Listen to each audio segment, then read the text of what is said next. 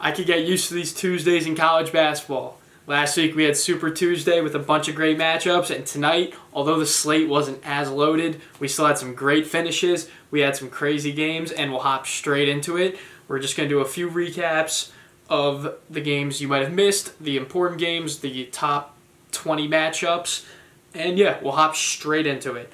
So to start off, we got the Jimmy V Classic. We have BYU defeating Clemson 67-64. Now, this game was legitimately crazy. That's the best way to put it. It's not the only way to put it, but it's the best way to put it. This game was nuts. I mean, BYU got out to a little lead early, very early, and then Clemson just goes on they went on a 20-0 run. They go up 43-22 at the half. I'm thinking the game's over. Not over, but you know what I'm saying. I'm thinking there's no way Clemson's losing this, whatever. And then BYU slowly is crawling back in the second half. There was a little intermission when Keita dunked the ball, and then they had to fix the rim, and that was a 10-minute break in action. So that was, I wonder how that affected each team, if that benefited one team opposed to the other, whatever. And then, yeah, if you haven't seen the game-winning shot by now, you're living under a rock. Rob Wright, with 1.9 seconds on the clock, got the ball, heaved up a three, and drained it to win the game at the Garden. Jimmy V Classic. It's what more could you ask for?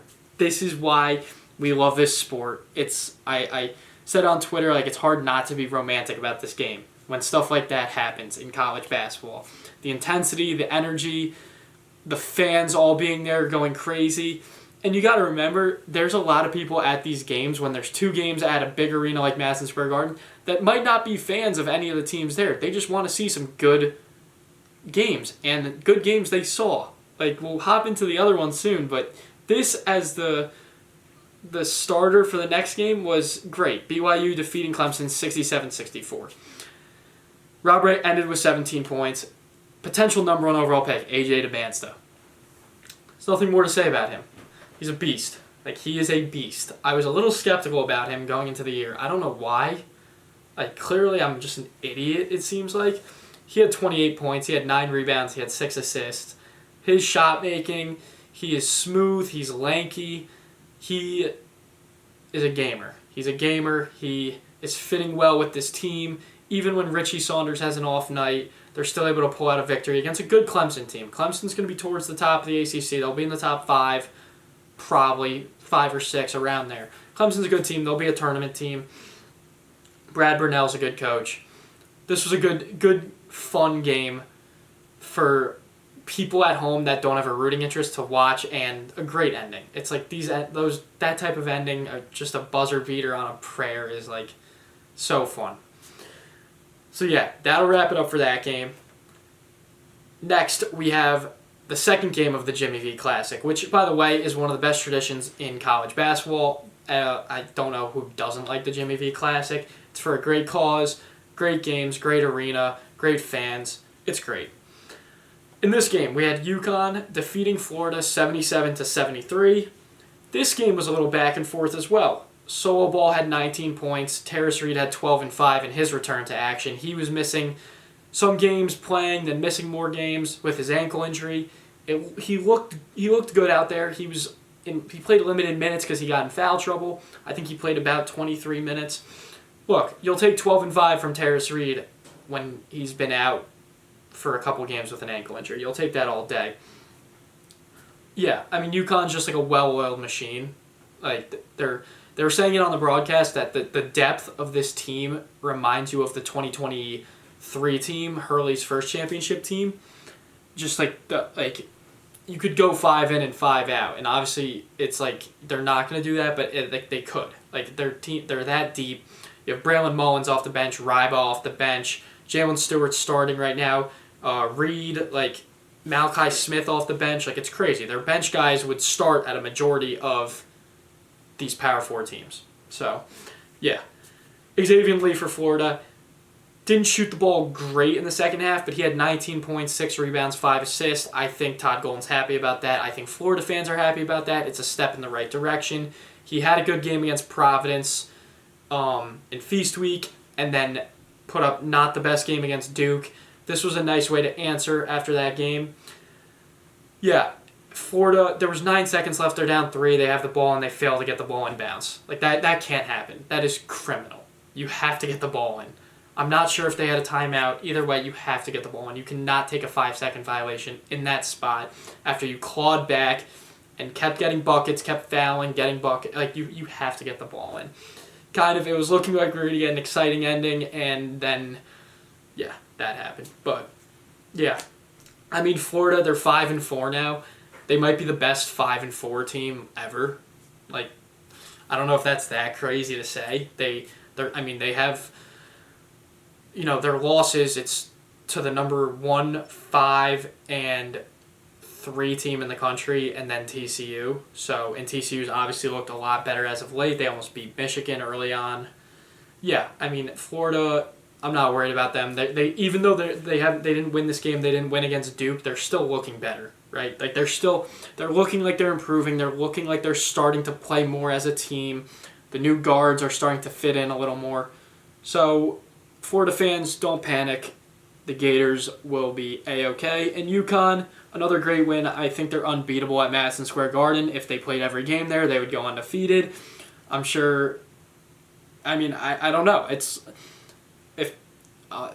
I don't bet, but Big East tournament, I'd be shocked if UConn doesn't win that. Even if it wasn't at Madison Square Garden, I'd be shocked if they didn't win that. But with it being at Madison Square Garden, it's like a home game for them, even when they're playing St. John's. So we'll move on to the next game. We had Illinois defeating Ohio State 88-80. Big game from Illinois, honestly. They had some nice offensive production. David Mirkovich had 22 points. He had 9 rebounds. Freshman Keen Wagler had 23 points, 5 assists. He's had back-to-back really good games. I mean, it looks like Brad Underwood found a stud. He's only a freshman. He's been playing great. Andrei Stojakovic had 17 points. I've said all season he's like their X factor. If he can give you 15, 20 a night, this team is dangerous with the pieces they have around him. You don't get the best game from Boswell. You don't get the best game from Tomislava Visic, and you're still winning at Ohio State. Ohio State is a quality team. So this is a very big win for Illinois. I'm happy about it. I'm not an Illinois fan, but I've predicted them to do very well this season, and I would like that prediction to do well. I have them finishing second in the Big Ten, so I need these wins at Ohio State. Wins like that are important for my prediction, right? Okay. Bruce Thornton for Ohio State is a baller. We all know this, but I don't think he gets the, not the credibility, but I don't think he gets the love that he deserves. I mean, 34 points, 6 rebounds, 6 assists on 13 for 17 shooting. Like, an efficient 34. You don't see that every day. You feel bad because he needs some help, right? I think Ohio State's going to be fine. Like I just said, they're a quality team, but you get 34 from Bruce Thornton on 13 for 17 shooting, and you probably think you're going to win the game, which I know that sucks for the Buckeyes, but look, they played Illinois tight. Illinois is a very, very, very good team. They're just outside the top 12 right now, which we talked about. The last 20 years, you have to be in the top 12 in the Week 6 of the AP poll to win the national championship, like along those lines. Illinois is not in the top 12. I think they would be the team that wins it all outside the top 12, if that makes sense. Good win for Illinois. Stock up. Ohio State, they're fine. You'd love to win that game at home, but look, can't win them all, right? And then last game of the night, I mean, this was the first game of the night, but last game that we're going to recap. Michigan decimated Villanova. Like, destroyed them, killed them, ran them out of the gym. This game, 10 minutes in, was a blowout. Michigan was on pace for like 120 points 10 minutes into the game.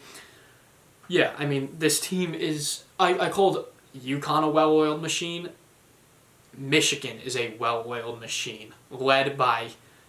I mean, I don't even want to say led by, I guess, Yaxel Lendeborg, but they have so many guys. Like, their team is so good, and it's deep. Like, Elliot Cadeau, he led the Wolverines with 18 points. Daimara had 11 points, 8 boards. Yeah, Michigan's the best team in the country, and it's clear. Do they have the best resume? No. We know that. Besides Gonzaga, they don't really have that many good wins. Villanova's a good win. We'll give them that. TCU's a good win. Wake Forest, those are decent wins, but when you compare them to the other undefeated top 4 teams in the country, those teams have the better resume. It is clear with the eye test, Michigan is the best team in the country, and I cannot stress that enough. I was looking at their schedule. I would not be surprised if they are undefeated in February. And I never say that. I never think. I know how hard it is to win on the road in college basketball. I'm telling you, this Michigan team is one of the best teams I've ever watched play college basketball. And I don't say that lightly. I'm not a Michigan fan. They are insane. They're insane. Their front court is ridiculous with Mara, Merez Johnson, and Lendeborg. Their backcourt, Namari Burnett, the experience there, and then Elliot Cadeau. When he's playing his good basketball, he is an elite floor general. Are you always going to get good Elliot Cadeau? No. Have they gone good Elliot Cadeau? Yes. So if he's going to play like that, if you're going to get Burnett knocking down threes, and then off the bench you get Will Cheddar, you get LJ Kaysen, McKinney, Roddy Gale. This team is deep. They're deep. I was saying how deep Uconn is. Michigan is deep, and they're just better. Their starters are better. Their bench is better. I don't see anyone beating Michigan. I do. If they go on the road to Purdue, I can see. But I'm saying, if the tournament were to start today, it feels like they would just blow everyone out. It feels like Uconn, their 2023 team, Hurley's first championship team. That's what this Michigan team feels like. When Uconn went in the tournament as a 4 seed and just killed everyone they played. Just destroyed everyone they played. And they did it the next year, too. That's what this Michigan team feels like. And it's scary because we're 6 weeks into the season and they already look this good. You would have thought it would have taken a little longer for them to kind of figure it out and mesh with all the transfers they brought in and just a new team. No. They figured it out in Vegas and they have not looked back. I think they've won their last 4 games by a combined 100, or their last 5 games by a combined 179 points. That's insane. It might have been 4. I don't know, because they beat Rutgers by 40. And they just beat Villanova by 30 or 28. So, yeah, Michigan, they're the best team in the country. I don't see anything. I don't think I can see anything from any other team that would change my mind on Michigan. Yeah, Villanova, I don't know. I got to see them play other good teams that aren't named Michigan, and then I'll be worried. For now, it's no, you ran into a buzzsaw. I'm not worried about Villanova yet. But the Big East needs them to do well because the Big East is going to need more teams in the tournament. So, yeah, that'll wrap it up for the game recaps. I hope you guys enjoyed it. We have a bunch of other good games coming up this week. We talked about it a bit. Alabama, Arizona on Saturday. We have Texas Tech, Arkansas. And then the following week, there's Houston, Arkansas, which I will be at Prudential Center. And then Duke, Texas Tech is right after that. I'll probably be a little late to it. But I'm going to get content from both those games. It'll be fun. I'm looking forward to it. These next few weeks are going to be really fun. And then once conference play ramps up, that's when it gets real. That's when we get a real feel and these teams get real identities. And, we can start really putting these teams into tiers. You have a decent idea of it now, but once conference play starts, that's when it gets real. So I hope you guys enjoyed. If you haven't subscribed yet, please do. It helps the channel and just so you don't miss anything new. And yeah, let me know what you guys would want to see next. And this is CBB Today, and I'll see you guys next time. Peace.